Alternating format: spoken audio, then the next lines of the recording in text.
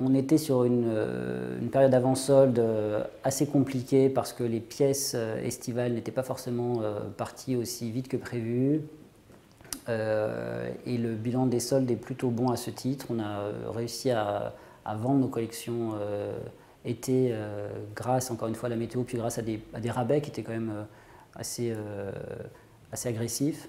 Le bilan des soldes est plutôt positif, loin quand même d'être sur une croissance aussi soutenue que les années précédentes. Mais nous, on l'avait à la limite prévu, donc on est quand même assez satisfait. On a pu noter deux faits marquants sur ces soldes.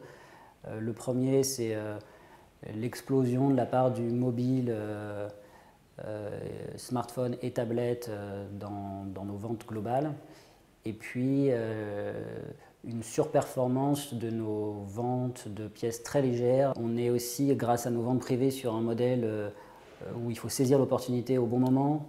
Donc c'est ça qui fait que les clients ont switché assez rapidement du web vers le mobile pour justement ne pas manquer ces opportunités à 7 h du matin.